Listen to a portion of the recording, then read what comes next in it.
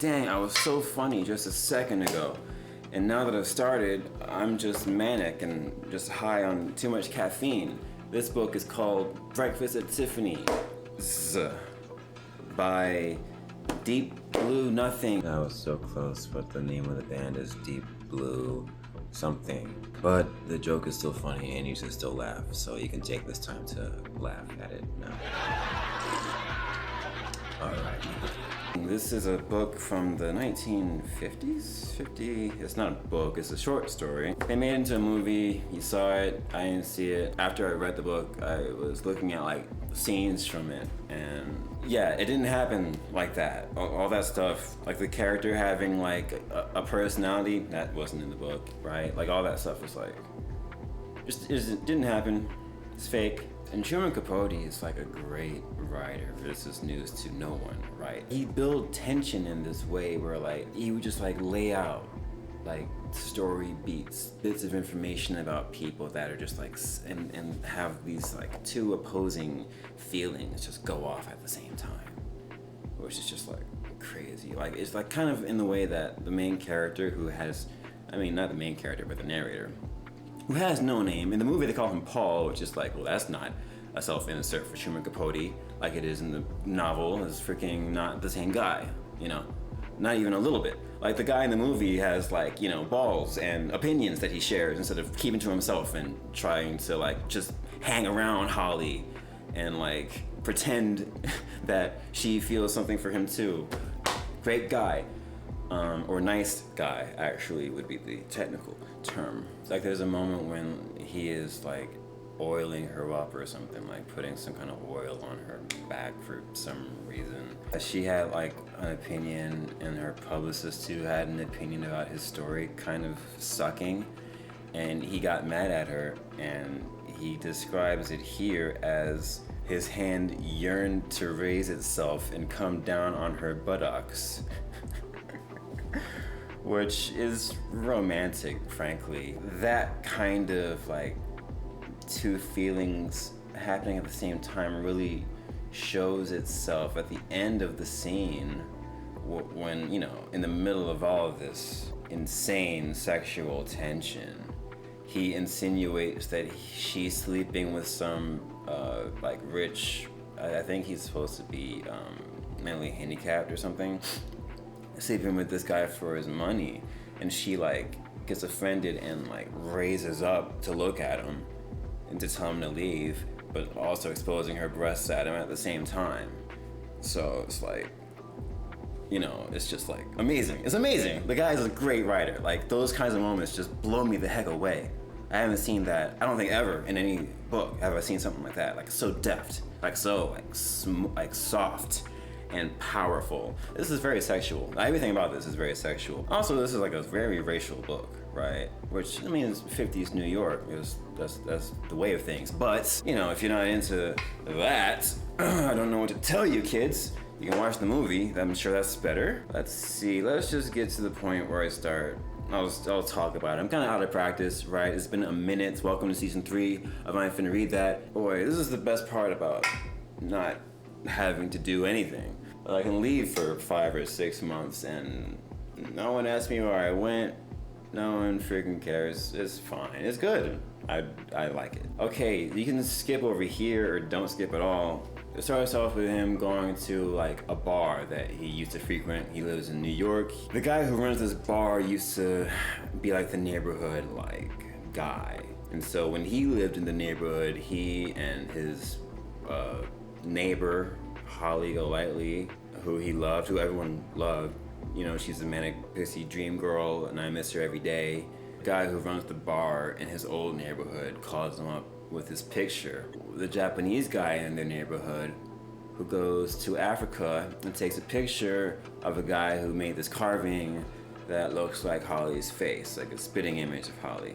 And so then the rest of the story is like, okay, when I lived here, yada, yada, yada. This is all this whole backstory about knowing Holly. You don't know if she's like a hooker or an actress or like a runaway. Like no one knows where she's from. No one knows anything about her. She lives like she's on the run from the cops or something. Like everything's already packed and also like in a state of like disrepair and not quite unpacked. in her apartment. So anyway, she's got a bunch of stuff going on. This is such a slice of life. To even consider the fact that like this could be called a plot is like laughable.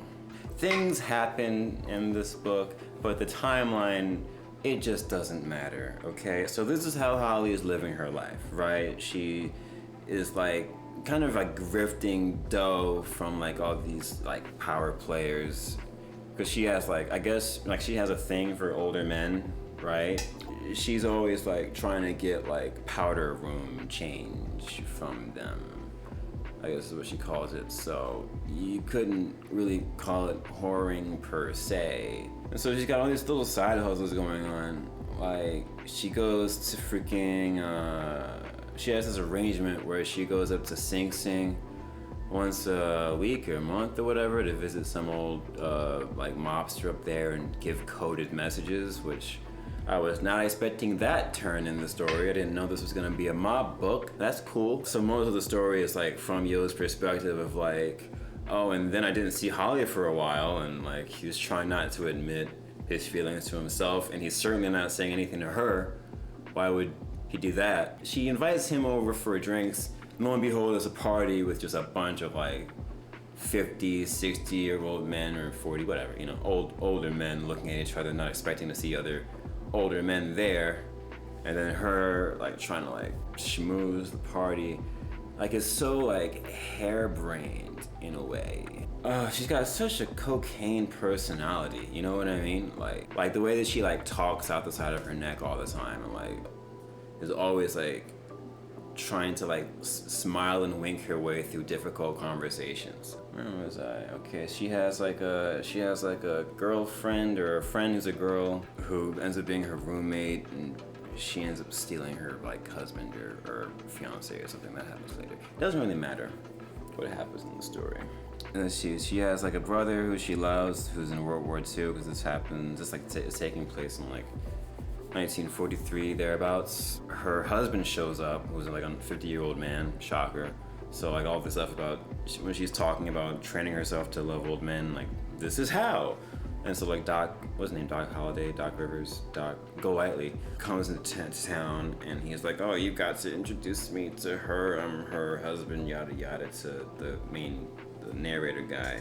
And that's interesting, but that doesn't come to anything. He goes back home after she's like, no, I'm not coming home. But then like it all comes to a head because let's see, our main character gets into some like horse trouble. Like they go riding horses, and his horse gets spooked, and he gets saved by Holly. But then the cops come and arrest Holly while she's tending to his wounds, because she is going up to Sing Sing every week to give coded messages to some mob boss, okay? So then they have to spring her out of jail, and then the last bit of the book is like, well, I guess I'm just gonna run away to Paris or where?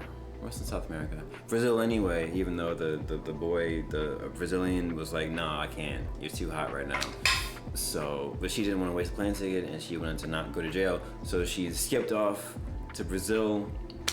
And so our nice guy helped her escape, got all of her things. And she had like this, I didn't even mention the cat, right? She has like a cat that doesn't have a name.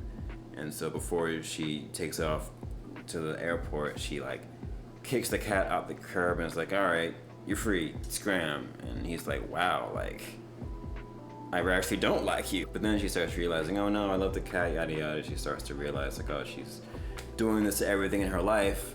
Like she's running away from like everything in her life. Maybe she's not going to ever start living it, right? Moral of the story and all that. But this is the part in the movie where they get back together, and he's like, stay with me, baby. We'll make it in this crazy town. But in the book, she skips off to freaking Brazil, and is never freaking seen again, except for, you know, in this picture that some guy took. The End, 5 stars. It's a very good book. I like it a lot for that reason. Like I was saying, like the writing is like super deft, very careful, very planned, but not labored. Damn, I got nothing to say for real.